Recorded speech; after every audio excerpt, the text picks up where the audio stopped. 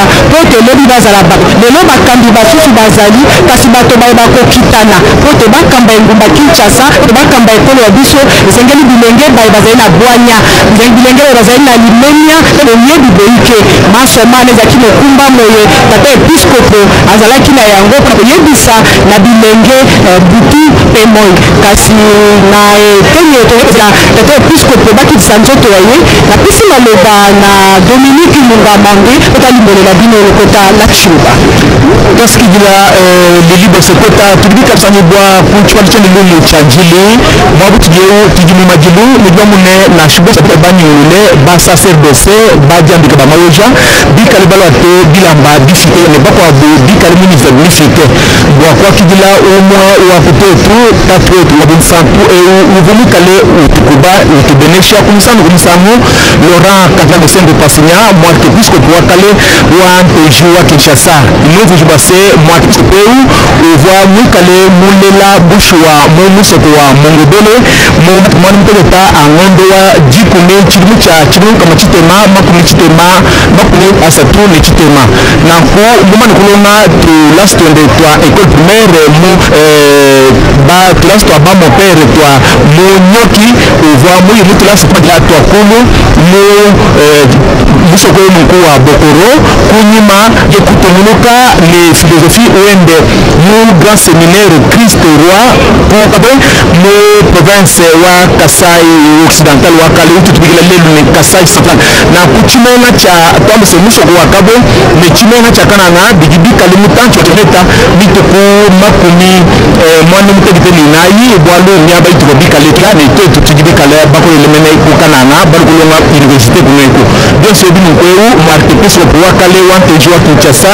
Laurent Cardinal Mosengo Pasinya uva mutakane ku grand séminaire wa Kabwe utu tubikilane grand séminaire Christ Roi na ku muziki no mobile ya bampulushi ikikale kimoneka wale mbeka ikikale kuno ni kana kwa kuturuka ni chitalo cha tatu wa kuneni kibodi kama kwa kutujile chifuno Laurent Cardinal Mosengo Pasinya mo iba ya ibiji ni kisusuma kuni anai ni tutano na ku ni samu mobwa muzika ina kwao ni bakuti police nationale congolaise bakika liba tutakana mwa butu bika twakoleo kadike tukikoko kwa kuke mshingo wa huko pesha nyoso ibika tutakana utwalo chendo mu chandili bawe tuno kwa buleko bantu bo bika mu masanga kuma kana ku masanga mubatu bika le mu mabungama walwa se katataka mu chitancha kiba kitesechi etukale kabila ndege ujuba ne chitado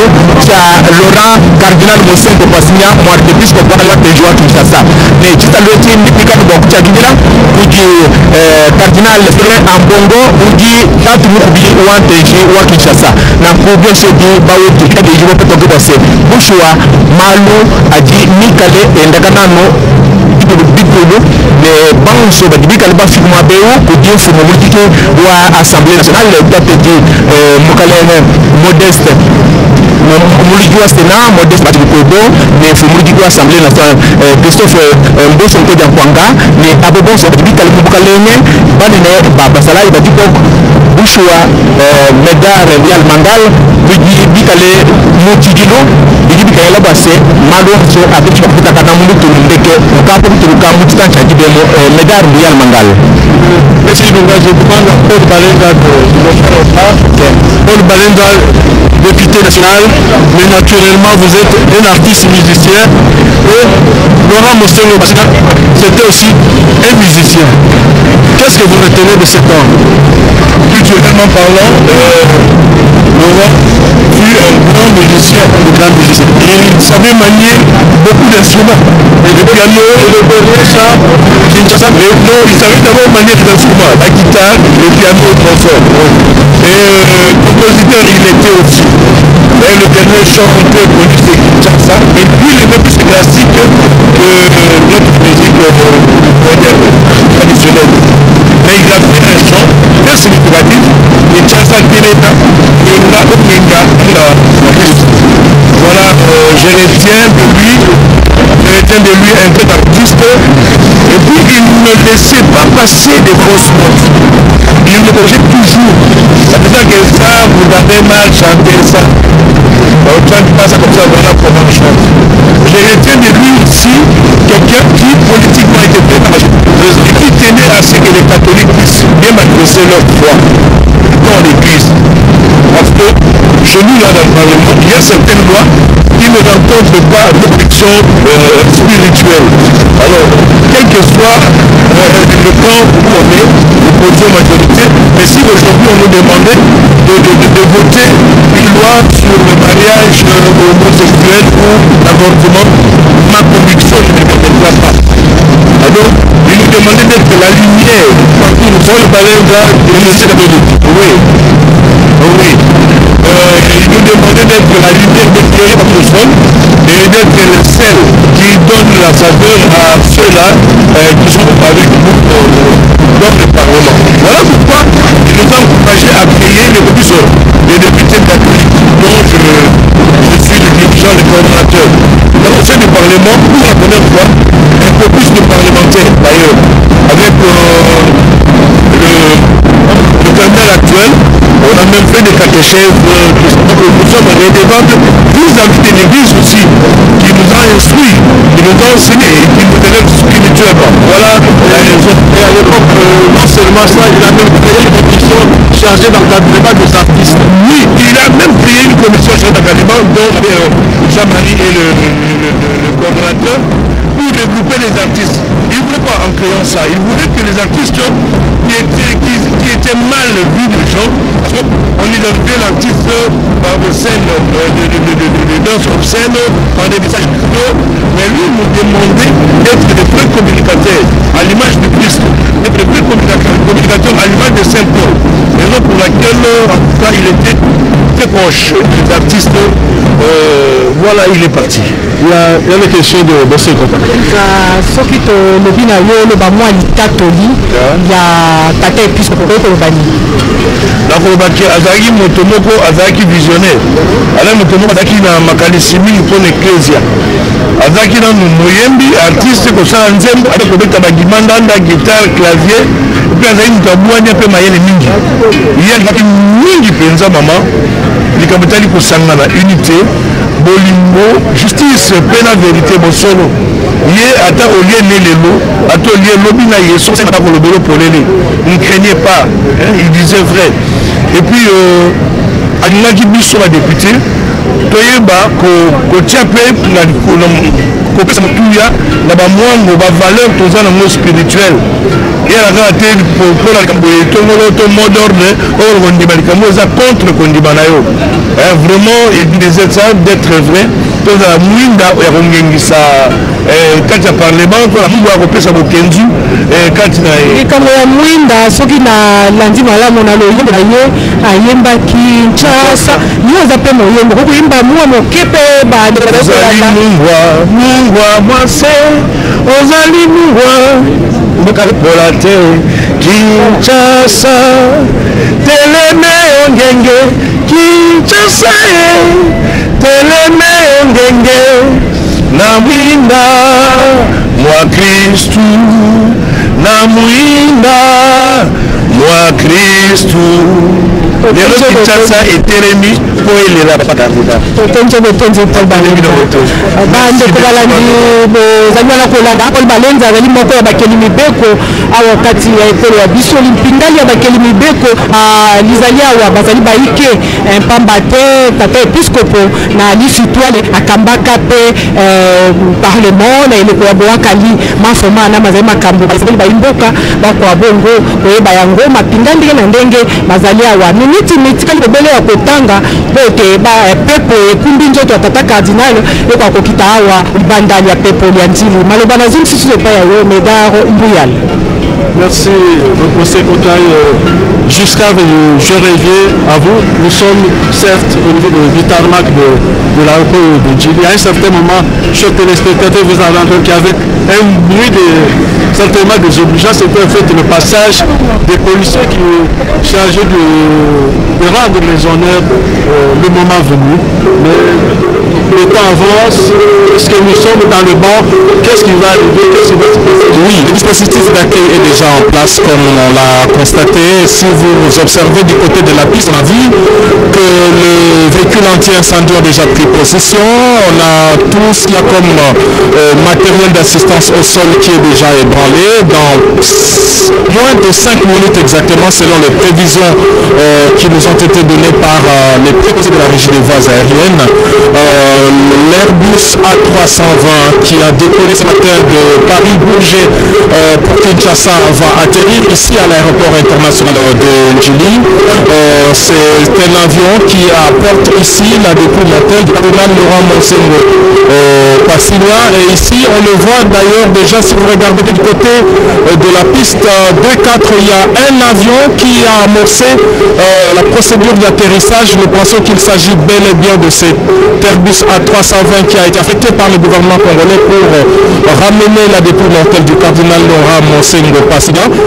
C'est cet avion, nous pensons que nos réalisateurs l'ont bien pris, cet avion qui a amorcé son atterrissage. Il s'agit bel et bien de cet Airbus qui va atterrir d'ici quelques instants. Alors, il n'y a pas un protocole particulier ici, il y a juste un comité d'accueil qui prend le Premier ministre, le président de l'Assemblée nationale, son homologue du Sénat, quelques corps constitués, et puis le prélat catholique. Et après l'arrivée de la dépouille mortelle, le cortège funèbre va prendre la direction de la cathédrale Notre-Dame du Congo, où une prière est prévue pour l'accueil de la dépouille mortelle, et les corps vont aller se reposer directement à la morgue pour une sortie le mardi. Le mardi, c'est les jours prévus pour les hommages officiels en présence du chef de l'État Félix Antoine Tshisekedi Tshilombo, en présence aussi de son homologue du Congo-Brazzaville et des fidèles. Il y a au moins 10 000 personnes qui ont été prévues. Il s'agit bien de cet Airbus A320 comme nous l'avions dit. Regardez bien la montre, il est exactement 14h47 minutes. C'est l'avion qui vient d'atterrir ici à l'aéroport international de Njili, l'avion qui ramène la dépouille mortelle du cardinal Laurent Monsengo Passilia. En raison des contraintes liées à la Covid-19, le protocole a été allégé. Il n'y aura pas de grande cérémonie, c'est seulement l'accueil de la dépouille mortelle et puis le cortège qui va s'ébranler pour la cathédrale Notre-Dame du Congo, comme nous l'avons dit. Mardi, c'est jour d'hommage officiel, et puis l'enterrement qui interviendra le mercredi. Voilà, mesdames Bouyal Mandal, ce qu'on peut retenir en ce moment-ci. Merci Giscard. À côté de moi, le député national Mboma. Vous êtes élu de Kinshasa, vous êtes catholique. Quel commentaire, quelle explication dès que nous venons d'assister à l'atterrissage de l'avion qui ramène à Kinshasa le corps de l'archevêque émérite de Kinshasa? Merci. D'abord, je suis un des catholiques, député élu de Kinshasa, Tchaoun, de la paroisse Cœur Immaculé de Marie. Le cardinal, c'est un homme extraordinaire. Nous l'avons beaucoup plus découvert pendant la conférence nationale. Vous vous souviendrez que c'est l'une des bonnes façons de pouvoir animer notre institution Assemblée nationale. On s'est référé à la conférence nationale où il a animé ça avec le budget. Et en dehors de ça, son engagement vis-à-vis de l'Église, vous constaterez que c'est quelqu'un qui a lutté pour la démocratie, pour la justice. Et je me rappelle encore du fameux mot qu'il a lancé, la médiocrité. Ce mot a nargué tous les politiques congolais pendant plus de 4 mois. Donc toute sa vie, il s'est consacré seulement à ce que ce pays soit transformé spirituellement et sur le plan de richesse, sur le plan économique, que ce pays se développe. C'est pourquoi nous nous retrouvons ici aujourd'hui pour l'accompagner jusqu'au dernier demeure. Je suis un député catholique. Ce n'est que normal que dans la commission des gens qui vont travailler sur l'accueil de cette dépouille, nous puissions être là.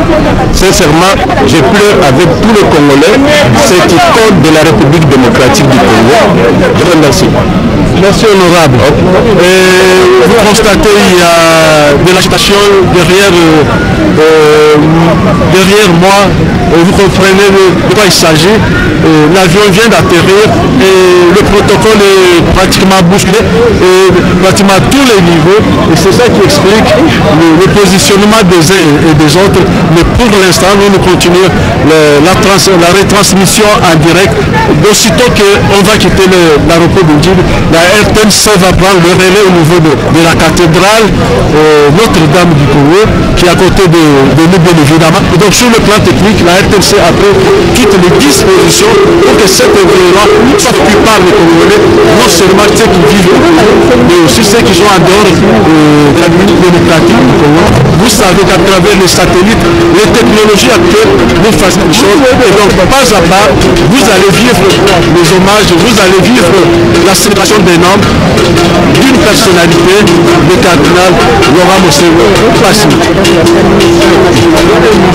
C'est vrai, on est quelque peu de passer, mais nous sommes obligés de continuer. Vous le remarquez, le protocole va être dépassé. Le déploiement du protocole est assez important.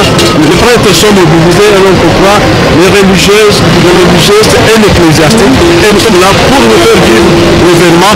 Et ici, pratiquement, on pourrait, il devrait se faire plus ou moins 20 minutes jusqu'à avant que le cortège puisse se branler vers la cathédrale.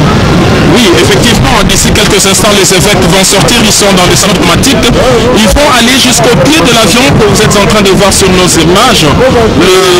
Les évêques membres de la CENCO, la Conférence épiscopale nationale du Congo, avec en tête le cardinal Fridolin Ambongo de Songo, vont aller au pied de l'avion pour accueillir la dépouille mortelle. Il y a des protocoles particuliers, comme nous l'avons dit. Lorsque le corps arrive ici, il est accueilli. On a prévu un corbillard qui va recevoir ces corps pour aller droit dans la cathédrale. Alors à la cathédrale, il y a aussi un dispositif, comme vous l'avez si bien dit, qui est mis en place pour faire vivre l'arrivée de la dépouille mortelle du cardinal Mosengo dans l'église cathédrale, donc où c'est son siège, et là où il sera également inhumé. Mais c'est juste pour une brève cérémonie, une brève prière, parce que le corps va aller à la morgue à Saint-Joseph pour ressortir de là le Marie pour les hommages officiels. Donc ici, pour l'instant, ce sont les évêques qui vont attendre lorsque l'avion va s'immobiliser sur les tarmacs, les évêques de la CENCO et les officiels qui sont ici, les premiers ministres et le président de l'Assemblée du Sénat, vont aller jusqu'au pied de cette bus à 320, un vol non régulier affrété pour la circonstance, cet avion qui ramène donc la dépouille mortelle, un cercueil en bois d'une sobriété comme on l'a toujours fait pour le prélat catholique. C'est un cercueil en bois, il est sobre, c'est ce cercueil-là qui va être mis dans un corbillard qui est placé ici à l'aéroport et qui va traverser la ville par le boulevard Lumumba jusqu'à l'avenue de la Libération ex-24 novembre et à l'église cathédrale. Là, ce sont les évêques qui sont en train de sortir de leur centre diplomatique. Ils vont traverser cette haie d'honneur qui est ici, des chrétiens, pour se diriger directement sur le pied de l'avion pour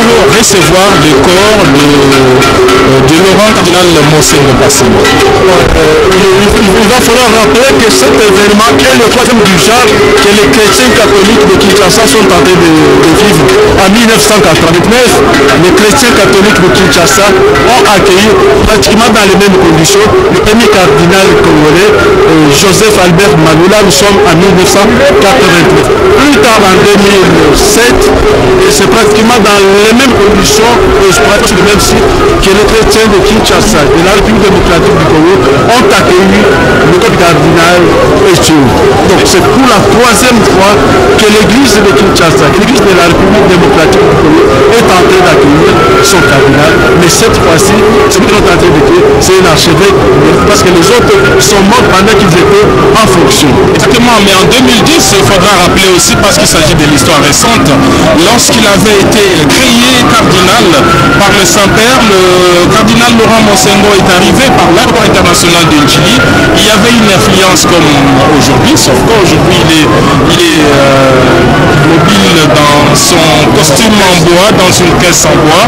Il avait fait le tour d'honneur de la ville de Kinshasa. On a vu des milliers de chrétiens, des milliers de paroissiens, catholiques et non, parce que son aura est allé au-delà de l'église catholique, parce qu'il est décrit comme une personnalité politique influente de la République démocratique du Congo et même de l'Afrique. Ce n'est pas pour rien que lorsqu'il était cardinal en fonction, il a fait partie du gouvernement du pape XVI. Et donc le cardinal Laurent Mosengo fait partie des personnalités africaines dont l'aura est allé au-delà des frontières nationales. Donc aujourd'hui, on s'attend également à une telle foule parce que selon nos reporters qui sont disséminés à travers le Momba, les chrétiens attendent de dire au revoir à son cardinal Laurent Mosengo Passigna. Ce sera le même itinéraire comme en 2010. Les chrétiens sont massés le long du boulevard Lumumba pour nous dire un dernier au revoir. Là, c'est la délégation qui accompagne la dépouille mortelle. On a reconnu quelques membres de famille, mais aussi le sénateur François Kaniki, qui est le jeune frère du cardinal, qui a fait le déplacement de Paris pour nous ramener la dépouille mortelle du prélat catholique, prélat émérite de Kinshasa. On aperçoit ici le président du Sénat, Modeste Bahati Lukwebo, qui est là aux côtés de son homologue de l'Assemblée nationale, M. Kodiapwanga. On a aperçu d'autres personnalités de la République qui sont là, des secteurs, mais aussi quelques chrétiens catholiques. Aujourd'hui, la Régie des voies aériennes a ouvert son espace pour accueillir un échantillon de chrétiens catholiques qui ont voulu assister à cet événement ici à l'aéroport international d'Ingénie pour accueillir le cardinal Laurent Mosengo Passigna. On rappelle le programme qu'après ici, les corps vont faire le tour de la ville pour arriver à la cathédrale Notre-Dame du Congo où la RTNC a déployé également ses équipes. Après ce moment, les corps vont rentrer à la morgue de Saint-Joseph.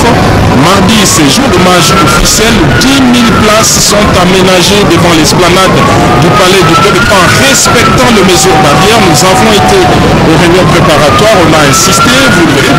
C'est un endroit qui peut accueillir jusqu'à 120 000 personnes, mais seulement 10 000 seront placés là-bas en présence du président de la République, du chef d'État et des délégations étrangères pour un hommage officiel à travers une messe qui sera célébrée par le cardinal Fridolin Ambongo, le nonce apostolique qui sera à tous les évêques également. Mercredi, c'est le jour de l'inhumation dans la cathédrale Notre-Dame du Congo. Ça rentre dans la tradition de l'église catholique et tous ses prédécesseurs y ont été enterrés, les cardinals Doula, les cardinals Tchaou, mais aussi une place aménagée pour le cardinal Laurent Mosengo. Ce sera dans l'église cathédrale. Voilà, mesdames, voilà, il en va. Donc, d'ici là, assister à la descente de la dépouille. Ok. d'accorder la parole à ce combat de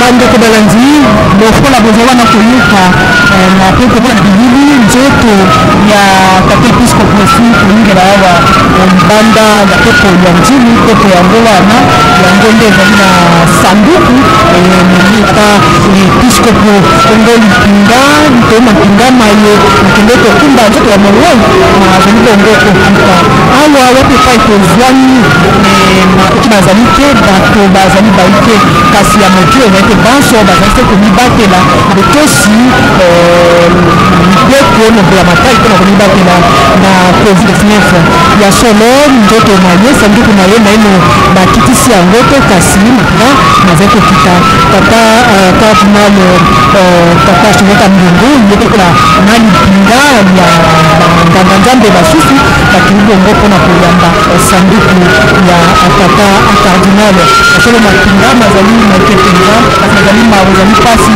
pamba te tata cardinal Laurent Mosengo Passigna azalaki motoyo abundaki mingi mpenza mpona mambi matali kimia wakati ekolo ya biso maye azalaki koluka ezalaki se mambi matali demokrasi ekaboko tosama wakati ekolo ya biso tala tina kani azwaki bibonga bike na nzange na ndenge se mpona koluka kosangisa kimia soko baponaki nene eleko ya bwaka akamba bongo parlema eleko wana ezalaki se bamonaki azali moto ya kimia pe ekobiso comme lokete eleko akambaki eleko ya bwakali kimia ezalaki asalaki makambo nyonso na limuna mpe bato banso bali parlema basepelaki molenge asalaki mosala mwaye kasi na mini mpena bazali koluka awa yango toyoto balakili makambo mosusu elenge na kokambo. seleka bafanya luzolo bete awa na ngala ndeke zile kisika ndeke yani katuka na kupita na batulina kumina tanjutu ya katuka na putu bani katuka na kupita tangu yai ba yavwanda banganga nzambi yavwanda ba loyalu to bambuta loyalu yavwanda bankabisi ya eklezia ba unachokubane pusana kisika ndeke ina kele sama kuvulila magbisanzo ina batu nyuso ke awa meso ba yeke kata na kutala kisika nzoto ya papa kardinal kena kutika seleka yake pasi mingi samu na kusalu ya nzambi na kati ya bungu ya katolike na kujilisha moto ya nini lokola kardinal mtindo amne katuka na kujita beto penzu tunambi awa na kati ya nganda ngeni katuka na kukuma seleka bampanya luzolo bato nyuso ke awa kena kuzikisa misiku na batulaka samu na kukitanina na kimbeho ya kuhuru bizinati ba nyuso kena kuzikisa yawe samu na yatambaka kimbeho ina kukitanina yatambaka na hu na yawe bampanya luzolo depena kuvundula yavwana ba wanibo yavwana ba mufelele yavwana ba minte ba nyuso na batalabe ba nyuso bani kadisa kaka bisika ndekekele sama kuvungula jitu ya papa kardinale ya bumampe yake kwenda bisika bahekola kusabila lusambulu na katedrali Notre-Dame. Chers téléspectateurs, comme on disait, en train de le vivre en direct, nous sommes en train d'assister à un événement triste, l'arrivée de la victime mortelle du cardinal Monseigneur archevêque émérite de Kinshasa. Nous avons déjà en clair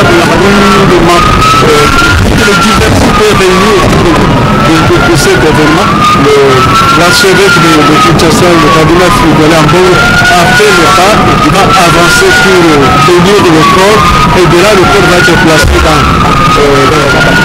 dans un corbillard qui est à une dizaine de mètres de là où nous le plaçons. Et le docteur, toute l'équipe va quitter l'aéroport de Djibouti pour se diriger vers la cathédrale. Je vous ai dit que dès le début de la mobilisation totale de Monseigneur, on fait à nous l'image d'un acteur politique, d'un personnage national, dans un patrimoine national qui venait devenir. Et il y a côté de moi un pasteur de l'église de s'appelle Jérémy Kabamba. Il voulait dire un mot sur la personnalité de Monseigneur. Qu'est-ce qu'il a là avec nous? Pasteur Jérémy. Merci beaucoup, Nathan Alanzambe, notre besoin d'ambition. Moi, c'est l'évêque Jérémy Kabamba de l'église du Réveil. Mais ceux qui se déplaçaient, le nom de Sali a critiqué extrêmement. Et dans la délégation, il y a un évêque, le général de l'armée de l'éternel, c'est Kafou Tarotman, pour Yazala Bissopé sur place. Ceux qui les lots de Sali a critiqué, pour y la moko yababaoba ya évangile. Koyekolela moko ya ba icône ya évangile d'une manière ou d'une autre mboka nyonso bakolo na yango. Cardinal Mosengo azali parmi ba patriarches. On biso toki kotelema te to bate que nous on est des églises du réveil. Non, non, non, non. C'est à nous de faire la séparation, il y a ba église, mais il y a un seul Dieu.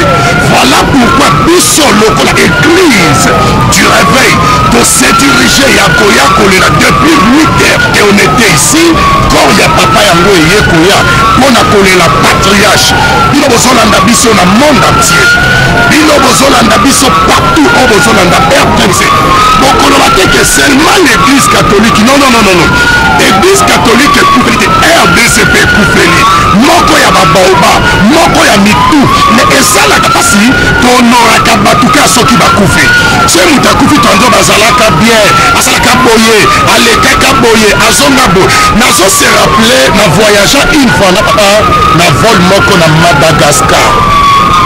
Nazalaki invité na chef de l'état ya kuna papa azalaka invité tovandi na ye na business class mais ntango ngai na yo tala namoni eza cardinal nayebisi ye bonjour papa ayamba ngai lokola moto oyo ayebi ngai na église catholique oza na tate oprécise un tel vous allez bien ça va abandi kosolola na ngai tobandi kotanga me balivre azo explike nga na kati ya voilà pourquoi étant que père de l'église étant que représentant de l'église lelo nazwi kilte na ngai natie na pokwa église mobimba toye awa mpona kolela moko ya patriarche il faut pas oublier biso toya bana ya zaire azalaka na série na biso azalaka président ya assemblée toye kolele lokwa bana zaire toye kolela patriarche mosengo pasinga na kotika oyo naino te namoni ozowa makambo na motuya mpenza ezali église catholique eyamba catholique kaka nde ezwi matanga te ezali ele mobimba ezali bakristo banso bandimi banso nde bazali bongo na matanga kasi papa episkopo tomoni azalaki nganga nzambe kasi asalaki mpe misala misusu ya leta mpona koluka kimia bongo bino lokola eyamba ya bolamuki te mpe église réveil nini bozali ya bosimbi mpona papa episkopo mpona koluka kimia na mateya na bino soki naye awa mama journaliste nazalaki parmi bato bandeko accepte idéologie na ye papa episkopo atikala kofinga moto te même ici yesu aza nzambe alobi rendre à César qui est à César à Dieu qui est à Dieu mais lelo soki moto ayebisi nga ke nalati jaquette noir olati jaquette noir ebili lisumu soki oyebisi nga ke otambolaka mopati eza lisumu te lolenge na nga papa episkopo oyo atiki biso atika nga nalobi nazalaki idéologie na ye pendant naza na kati ya église du réveil nazalaki idéologie na ye naye kolela ye parce que nazalaki parmi bato bazalaki fani ya idéologie na ye. Merci beaucoup. Nous sommes en train d'assister voilà, ce qui est visible, c'est le cercueil. On aperçoit effectivement, mesdames, Bouyan Mangaï, le cercueil qui vient de sortir de cet avion affrété pour la circonstance, le cercueil en bois d'une sobriété catholique, j'allais dire. Le prélat est devant, le cardinal Ambongo Tsungo qui va bénir l'abbé Poul Mortel avant qu'il soit acheminé vers le corbillard qui a été prêté ici. Voilà, c'est une prière, ça rentre dans la tradition. Le cardinal Fibone Ambongo Besongo, entouré de tous les évêques de la Senko. On a vu le monseigneur Marcel Tembi, le président en exercice de la conférence épiscopale nationale du Congo. Il est également archevêque de Kisangani. On a vu tous les autres archevêques et évêques, des prêtres également de l'archidiocèse de Kinshasa, mais aussi de l'église famille de Dieu qui sont ici pour la circonstance. Donc c'est une prière qui est dite pour la réception du corps avant qu'il ne soit levé. Et la même prière également sera dite en la cathédrale Notre-Dame du Congo d'ici une heure, le temps de traverser le boulevard Lumumba et la venue de la libération pour l'église cathédrale Notre-Dame du Congo. On est donc ici sur le tarmac de l'aéroport international d'Injili. C'est à 14h45 que l'avion a été pour ramener la dépôt mortelle du cardinal émérite de Kinshasa est arrivé ici pour l'instant. C'est le cardinal Fridolin Ambongo et l'ensemble des évêques présents ici qui sont en train de dire une prière pour le repos éternel de l'âme de son serviteur Laurent Mosengo Passigna. Voilà, il va bénir le cercueil. Il ne s'agit pas des absoutes parce que les absoutes interviennent au moment de l'immersion. Ça, c'est juste une prière de bénédiction de Darmbouyan. C'est une manière d'accueillir le corps au milieu des autres, au milieu des chrétiens. Voilà. C'est comme ça que les chrétiens reçoivent tous les événements dans la foi. La mort, c'est le retour vers la maison du Père. C'est cela que c'est comme ça que ça répartit. Voilà, le signe de croix qui vient de terminer cette prière ici, le cardinal va donner le départ pour que le cortège funèbre à l'hôtel de ville de Kinshasa a mobilisé 3000 policiers, c'est la police ville de Kinshasa, 3000 policiers pour sécuriser le parcours du cortège funèbre. Il y a un cortège, un carnaval motorisé en tout cas qui va traverser la ville de Kinshasa et nous pensons qu'ils seront nombreux, ces paroissiens, ces Congolais qui sont massés devant le boulevard Lumumba pour dire au revoir au cardinal archevêque et en raison de la pandémie de Covid-19, l'hommage sera réduit au strict minimum. Beaucoup d'étapes seront simplement allégées. Et pour la messe, l'endroit qui devait recevoir en temps normal 100 000 personnes ne recevra finalement que 10 000 et avec une distanciation sociale bien respectée. C'est cela qui a été décidé et cela se passera à l'esplanade du Palais du Peuple, le siège de la représentation nationale où le cardinal Laurent Moselo a dirigé la conférence Béal Mangal. Vous avez quelques souvenirs. Pas seulement ça, parce qu'en fait le Palais du Peuple est très symbolique pour Moselo. Parce que vous vous souvenez déjà en 1980, ce Palais du Peuple qui est sacré évêque auxiliaire du Dinongo. Exactement. Et donc, c'est plus tard au Palais du Peuple, il se retrouve le bureau de la conférence nationale, président du bureau de la conférence nationale souveraine et président du SRPP, parlement de transition. Donc, le Palais du Peuple, c'est aigle du pouvoir, aigle de célébration, aigle d'honneur pour lui. Et depuis sa présidence du Conseil de la République, l'Église, on peut dire que l'Église catholique est rentrée dans la gestion politique finalement. On sait que c'est une voie non moins importante qui a contribué dans la démocratisation de ce pays, mais aussi une voie qui a contribué à la première alternance politique dans ce pays. Donc c'est au Palais du Peuple, le siège de la représentation nationale, que le cardinal Laurent Mossengo Passigna recevra les hommages officiels. Une messe sera célébrée sur place devant 10 000 personnes, devant le président d'État, devant des délégations étrangères, devant les fidèles de l'Église catholique, mais aussi devant les Congolais, les hommes de bonne volonté qui prendront part à cette messe le mardi. Et finalement, c'est le mercredi, cette fois en public restreint, que cette illumination aura lieu dans le caveau prévu pour la circonstance, prévu depuis de longues dates. Ça fait partie de la tradition de l'Église catholique et il sera illuminé dans l'église cathédrale qui l'a servi. C'est la cathédrale Notre-Dame du Congo où un caveau est aménagé et c'est à côté de ses prédécesseurs Malula et Chaou, Zabi, Bamangabi et Laurent Mossengo Passigna. Et le troisième de la série est celui qui va être donc inhumé mercredi 21 juillet prochain, mesdames. Bon, voilà, ça commence à bouger. On a quitté les officiers sont en train de quitter le point de départ de l'avion qui était sur le tarmac. Et là depuis, tous les officiers vont de toute façon à traverser, certainement à côté de nous, derrière nous, ils vont traverser.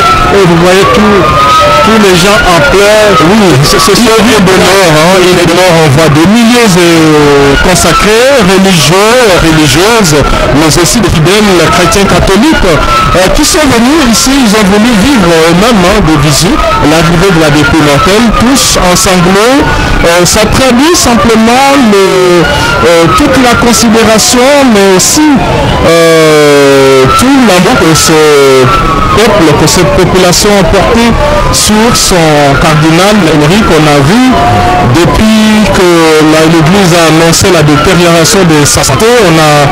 On a vu des prières chaque dimanche, chaque jour au niveau de Croix, de la capitale mais aussi du pays. Une prière, les chœurs corps est donc en train de traverser cette haie de l'air, Bouyane, Mangal. C'est juste quelques centaines avant de joindre le corbillard qui est placé ici à l'aéroport international d'Injili, avant que le cortège ne s'ébranle pour la cathédrale Notre-Dame. C'est une marche lente qui va accompagner le cercueil dans lequel on a logé le corps du cardinal, l'archevêque de Kinshasa, Laurent Monseigneur Passina. Étant donné le nombre assez important de gens qui se sont déplacés au niveau de l'aéroport de Gilles, ça pourrait prendre plus de 10 minutes avant d'atteindre le corbillard et les choses vont se dégager autour de 10 à 15 minutes. Nous devrons mettre un terme à cette retransmission, le temps de donner le relais à tout le public qui se trouve présentement au niveau de la cathédrale. Et comme la RTNC, c'est d'abord et aussi le langue nationale. Ile kukuba hawa ulibanda ya pepe ya mjini ya solo mawe zalika mbate pinzoni na miso bato bazali kolela na mawa ya komona tate puisque bakitisa ye bongo na sanduku ya solo ezali mokano makolo nzambe otamaka kasi moto nyonso ezali na mokolo na ye oyo esengeli akufa matongo ezali pa ya kolo nzambe esengeli bate eloko bakokitisa nzoto ya tate puisque awa ulibanda ya pepe ya mjini mwana mini muke mukosalema bate banganga nzambe bazali baike baepiskopo bazali baike cardinal Ambongo yenoko atandi lipinga minene ya banganga nzambe bongo soko nzoto ya tate episkopo elongo awa libanda ya pepe ya nkokenda bakokumba nzoto ya ye malembe na cortège kotambo malembe mpe mbake bato bazali baike divan lumumba bazali kozela kote bapesa mboto ya suka na tata episkopo nzoto ya ye kokenda malembe te yamba ya cathédrale Notre-Dame du Congo ya zomokumela lingala wapi epai losambo lokosalema kuna ya moto bakunda nzoto tata episkopo mpona kokenda kotika yango ndako ya malili l'hôpital la Saint-Joseph mokolo mwa mosala mibale ezali mokolo moye bakobimisa nzoto tata episkopo bongo molili monene mokosalema mokolo moye wana mwa mosala mibale molili monene mokosalema elobala la panipeple paikani babongisi bisika kote zoni mpona mokolo ndenge ekani ya koyamba bapaya ndenge na ndenge mayeba ye mpona kopesa lokumu mpona mema na mosala moye tata episkopo asalaka na bomoi bwa ye bongo bato bawana soko tolandi na lopoto lokola Giscard alobaki te esika ewana ya palais du peuple ekoki koyamba bato koleka motango mwa nkoto tuku koto zomi na babale kasi abongisi se bato motango mwa koto zomi mpo te bakwa bongo kozala na molimo wana ade mokolo na mosala mibale mokolo mosala misato to mercredi ezali mokolo moye bakokunda nzoto ya tata episkopo bokundami bwa ye esenge boye bato bokosalema se kati ya cathédrale Notre-Dame du Congo esika baninga bayeba susu babale bakundama bakardinal babale totangi bongo cardinal Magna mpe tata Echau bango babale bakundama wana bozali koyeba biso bazali kobongisa esika bakoyeba bongo kotia nzoto ya tata cardinal Laurent Monseigneur Passina Geneviève Kunda Malonga kapanya lusodo awa betone katutana muna njuku ya papa cardinal kesi na batula kandi bamikisa yao na mutundu ya mekita bagena kutambusa na awa na ngada ndete ya nzili samu ya mbamambu ya fidifioti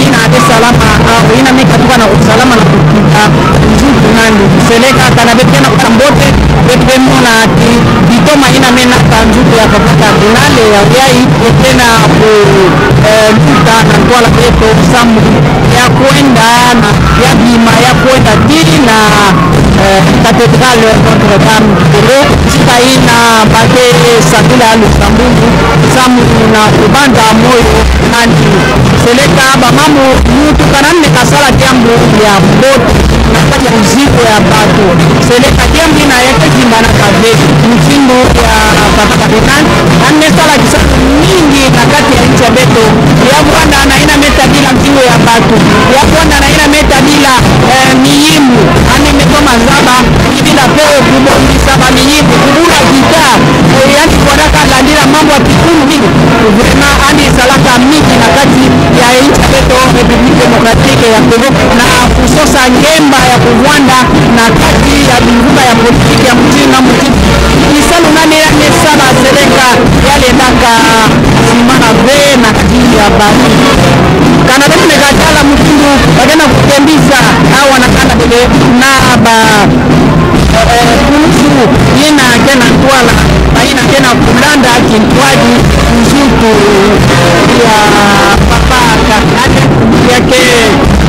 yake na kumunisa vema sereka mchifu bake na kukebisani na mtino mosi ya kufuana ina mkumu ina ya mtu ya nene kama msala na kati ya beto Republique Democratique ya Congo.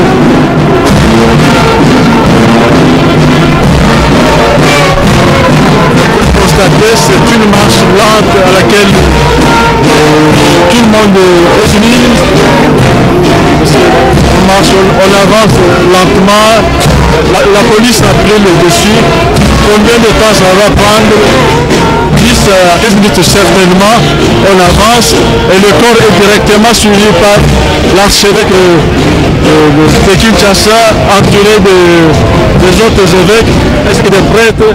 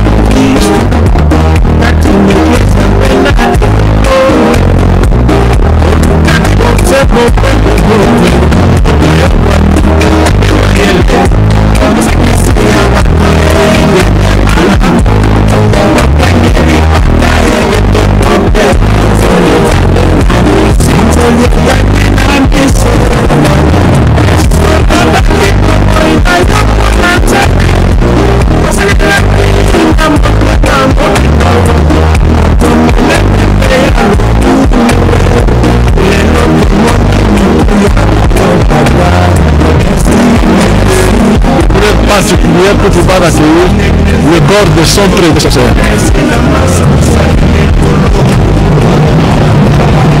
makanisa baso tozali koyoka loyembo fanfare ezali kobeta tomilengele malamu nzambi toyebi mokolo te toyebi mpe ngonga te mokolo moto abotamaka kasi mokolo moto akokufaka ata moto moko akoyebaka te pamba te wana ezali mabombami ya nkolo nzambe boye nzoto ya tata cardinal yango wana ezali kokenda malembe bazali kokenda po te babima ya mbote cortège elanda nzela ya Notre-Dame du Congo na solo ya koyebisa na bino tata episkopo awei na mibu tuku mwambe na moko abotama mobu poto loko kama libwa tuku misato na libwa lokwa na ebisa na bino na utai koloba na bino ya awei na mibu tuku mwambe na moko na nsima ya kosala misala minike ya ekolo na pesaki mpe ndakisa mpona bilenge baike ya banganga nzambe na mosala bonganga nzambe tata episkopo azalaki kobunda ntango nyonso na koloba likambo ya kimia esekeli ezala bongo bitumba ya tata episkopo butu mpe moi mpona ekolo ya biso Congo démocratique ezalaki ya koluka te demokrasia emonana endimama etalisama ezala makambo eteli maponomi tata episkopo alingaki ntango nyonso te maponomi mazala na polele na bosembo mpe na bosolo wana ezalaki bitumba biye ezalaki ya tata kata Laurent Mosengo Pasinya boye alingamaki na bato baike bazwaki yebo bakisa kalatina kani tulukuna bato baike ezali kaka banzambe te ezali kaka bamupe te ezali bayibi yamba biso na biyamba bisusu kutu lelo losambo losalami te misa pe misalami te mpona kozela koyamba nzoto ya tata episkopo bato bayaki ya libanda ya pepo ya nzili wuto ta ntongo mpona kozela bayamba nzoto ya tata episkopo kopesa ye mbote ya suka soki tozongi lisusu na nsima tozongi na lisitwale leko tata cardinal Malula waka ayebelaki ye kende malamu opema na boboto episkopo ya lokumu maso mana bayembelaki tata cardinal Malula bayembelaki pe chau yango pe akoyembela tata cardinal Laurent Mosengo Pasinya ya solo ata kwa wei kasi atiki bilembe bya ye na banganga nzambe basusu bazali lelo loye sengeli balanda ataki kolinga te mosala mwanganga nzambe mozala na kimia monganga nzambe azali moto ya kokabala te nganga nzambe azali moto ya parti songolo pakala te nganga nzambe azali moto ya koka kimia ya kosangisa bato boye tozali wala komona na bilili melenge milili mizali bongo kolandema nzoto ya tata episkopo yango wana basanduku ya ye yango wana banganga nzambe to pe baevêque basili yango mpona kokende na yango malembe te kotia yango esika elebisami na motuka mpona koluka lolenge kani ya kokenda sika pamba te boulevard Lumumba kolongwa awa na aéroport to libanda ya pepo ya nzili te kokoma na 80 metre bato bazali baike bazali kozela kaka ta po bapesa mbote na sanduku ya tata episkopo Geneviève Kunda Malonga seleka bapange luzolo pange boseko tame katuka na kutendula yau ke benge na kumona tibanganga nzambi banebaka kesi na batulaka samu na bataka nzutu ya papa cardinal banekitisa yau na bitoma ina na taka yau pe bakena kukwenda na yau na maboko samu bakwenda matisa yau na bitoma bisika ina yake samu ya kwenda bisika ina yake make bibila yao seleka bagena kuyinika tete iku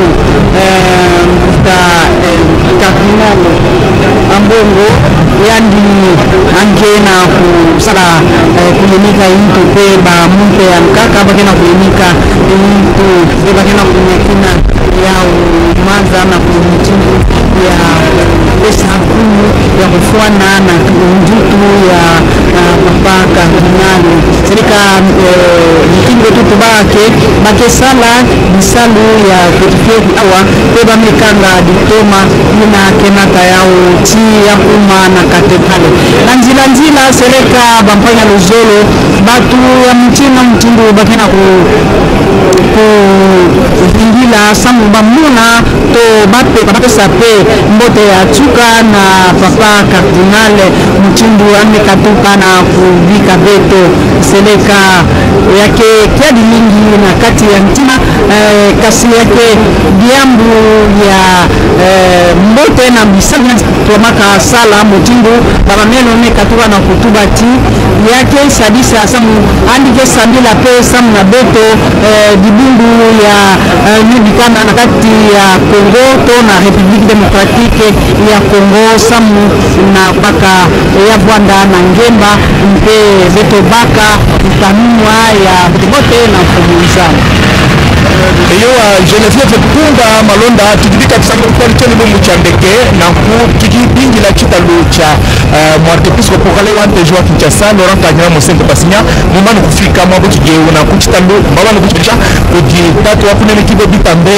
wante jwa Kinshasa Fridolin Ambongo Besungu na ku babano kuboji chitalo chi mu machine yatu tubigani Corbière batu tunakumukana mwabeu machine aji asokupa tukamonjila aji ni kalema lwa chikamene jibendele ja Saint-Siège ndele ya Vatican walu yeye uvomu waku bafiki bangenye batatu wabonsa toi te dit Benoît XVI mais François na ko cardinal Sengo uvomu mtu ampati mtu amakole mabitebu mtu ameji mtu kwa chira bitu magene mujimo kunyima uvomu kale mulu kuba kula meyi wamane abakaba kwa tamujimo bibi mumbuka na kumpinjeo bikika ni mwereka men bosi bamune basalai antibishi benja kala sisa ko mashini atukubigira ni Corbière ajubikala bele kalo cha tatu wa kunemikibwa wa kale Laurent Cardinal Mosengo parce que mo episcope ou vomikale mo episcope mambulishi mu diocèse ya Inongo mo episcope mambulishi mu diocèse ya archidiocèse wa Kisangani mwikale kabidi mu chala kabidi mene mo archiepiscope wa diocèse ya archidiocèse mo kwa Kisangani kunyima tatu wa santu yeye kulwa kumutuma mo archidiocèse wa Kinshasa mwikale pingeo mwenze ya bung ne mu le kubingaja anyo kwa maweja mo jitungaji mpo ya France tuna kama mwa beu monjila animo boulevard Lumumba tone kutofika cathédrale Notre-Dame du Congo bidibikale bimoneka bwase bena kuitabuja bena Kristo bana bene bakaji bana ni bakole bajibikale basangi bokumwele anjila bwa Kristo bokumwele myoyo ya ndeke kadi misa ni kana bwa kwenze kama mujitu kuja GBG GBG no kupale du peuple walu cardinal Laurent Mosengo uvoa kabijimukale muntu uvumikale mulijike ACPT anye Assemblée nationale wa pakale jiba tuva mchikondo cha République du Zaïre na kutujipinje mujito moja République démocratique du Congo biba munenu kayen ko bingi jimbienu bwase tatu cardinal Laurent Mosengo bamutula no mushete mukale mutu tamabayibi mukanga tu bulutwa twa mankenda mene na ko bamwele mo machine ya tata cardinal Ambongo Fridolin uvumikale mu beneshe titalu jiba jishika chituka kundeke ne beneshe bachita luwa musamu jiba jibi galba chilamu machine tu birene Corbière na ko tani babiji kushila na misi di ajikushia chalo kuji medar buyal mangal anjkunu vija bien sbi mo le binu ko mo kulwa français. Merci Oulingal. La marche lente sur le tarmac de l'aéroport de Djibouti est en train de se poursuivre. Combien de temps ça va prendre 20, 30 minutes, on ne sait pas, parce qu'il y a de la responsabilité de tous ceux qui ont la charge du protocole pour accompagner Corbière qui transporte la caisse dans laquelle est logé le corps de l'archevêque émérite de Kinshasa, Laurent Mosengo Passini.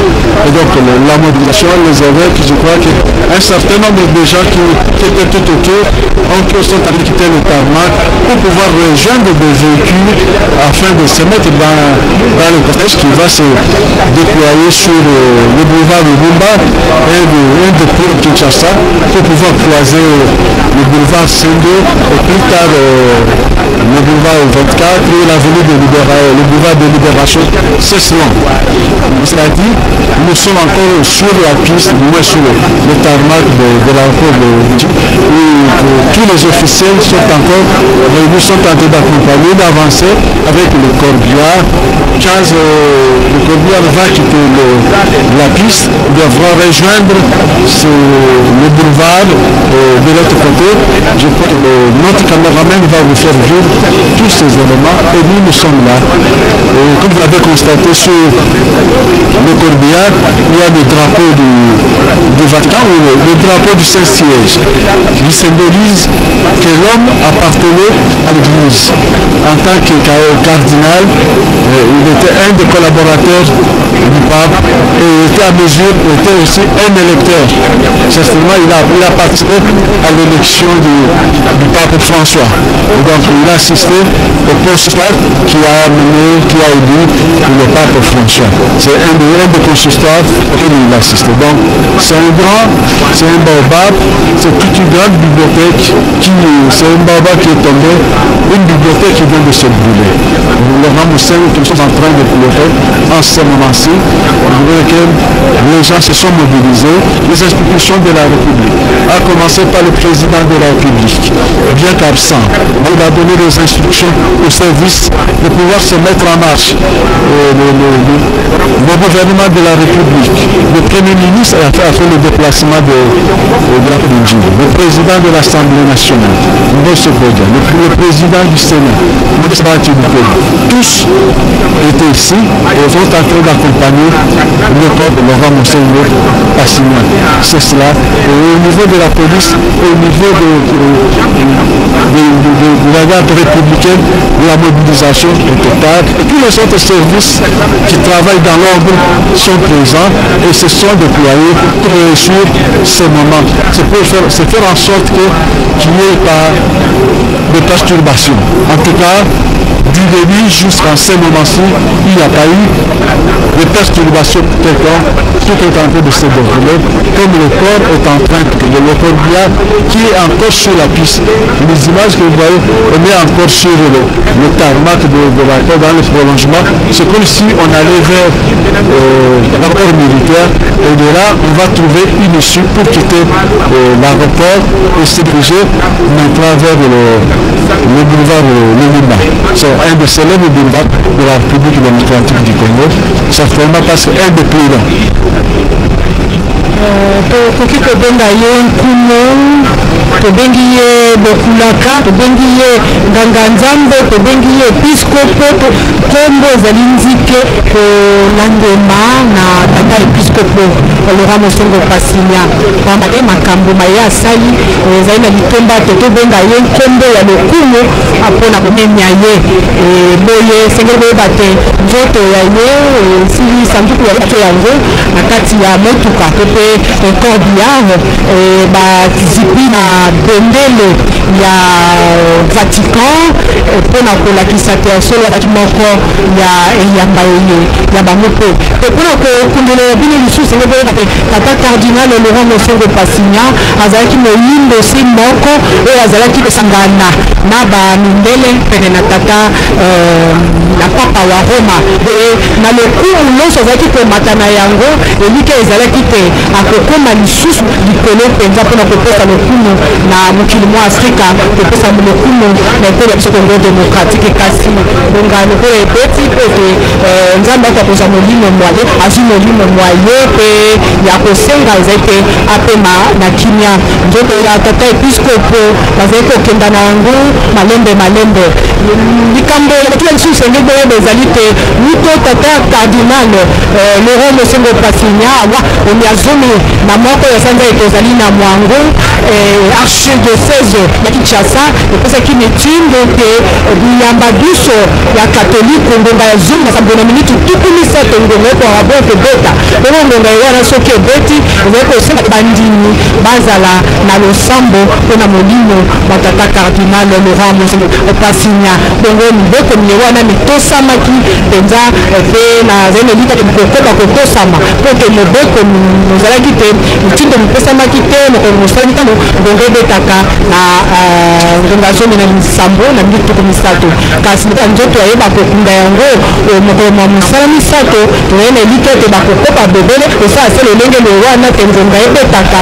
po ete bayi eyamba wana ya katolike bata kosambela mpona kokanisa tata cardinal Laurent Monseigneur Passignan ya solo aweli mingi tuku mwambe na moko asili kosala makambo maike mibu mike na mosala mwa nganga nzambe okwa nalobaki ebandeli te mosala mwa nganga nzambe bobandaka bo elenge na elenge ya mibu zone na ndambo akoki kobanda kozwa mateya mpona kokoma nganga nzambe lolenge aloi na mibu tuku mwambe na moko ezali na elika tosali makambo maike mpenza maye matongi eyamba ya katoliko kozala pembeni na papa wa Roma elakisi te andimaki ye azala pembeni na ye lokola bapesi toli pamba te azalaki kondima mosala ye azalaki bongo kosala nzoto ya tata cardinal eloko bakobima na yango boulevard Lumumba nde boye kotambola malembe cortège kotambola malembe mpona koluka olenge kani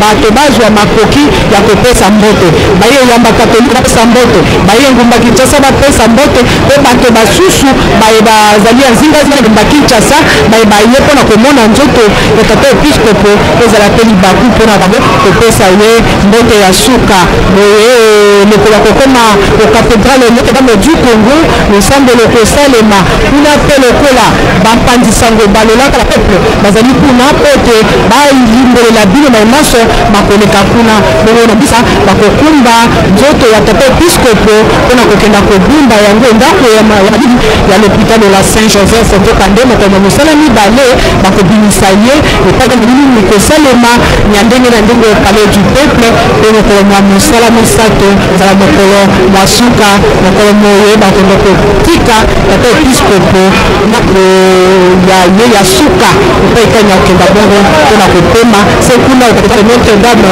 du Congo penepene na banganga nzambe basusu babale bawa bakardinal babale bawa cardinal Malula na cardinal Echao Geneviève Kumba Malula seleka bapanga luzolo mutindo bototo kati njutu ya papa cardinal yani katoka na kubima malembe bagina kunata yao malembe lokola batulaka na cordien yani na konda bima na nganda ndeke ya zidi esamu ya kwenda na kisika bakesala lusambulu kuna na Notre-Dame deka atwena kuvingila samu na sala lusambulu ikadi na baina bakaka ntangu ya kufuza awave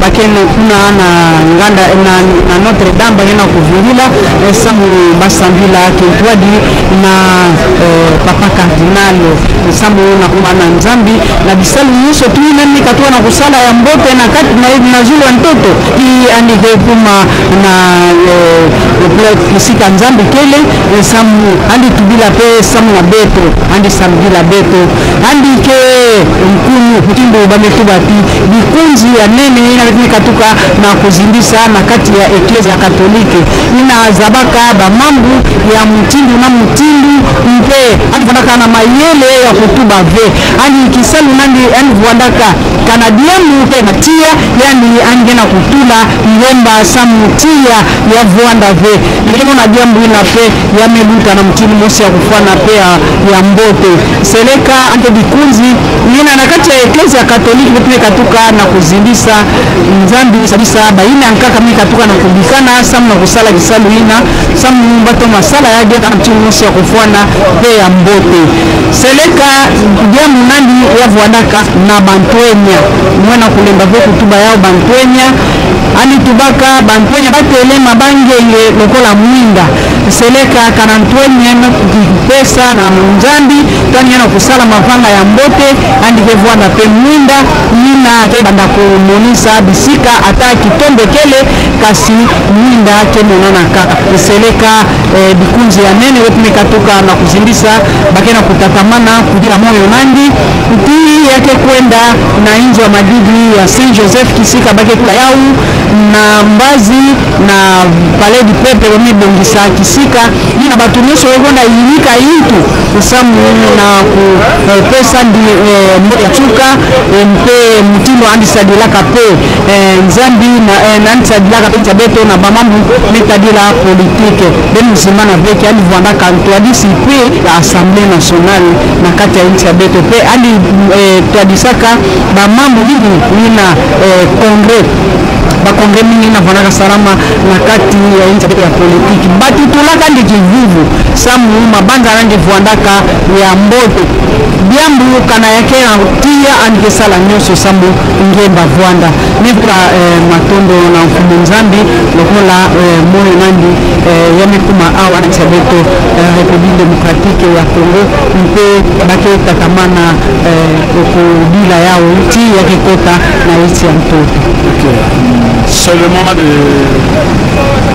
remercier toute l'équipe, tous ceux qui nous ont accompagnés pour la retransmission en direct. Pour nous, la RTC, nous avons rempli notre contrat, le contrat d'information, le contrat qui consistait à vous informer.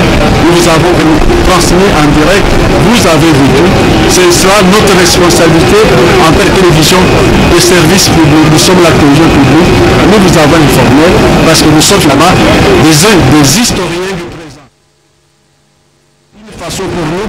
Moto ayambi Yesu Kristu lokola mokonzi pe mobikisi.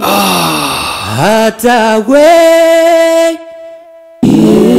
nazali na bomoi. Tolela yo ndenge nini tata episkopo wa Lokumu Cardinal Mosengo. Tata okeye yo tata milimo lelo okeye opema na boboto adieu. Liwa na yo ezokisi mitema teo nandimi te okufi osalelaki eglesia osaleli mpe ekolo kende kopema Lora Mosengo kende kopema na kimia omo ya moto bosimami na maboko ya Nzambe yeme ya yebi mokolo ya kubianga mokomoko na biso lelo ya tata milimo lobi ya ngai lobukuna pe kozala yayo tomilengele po toyingela na bokonzi ya likolo adieu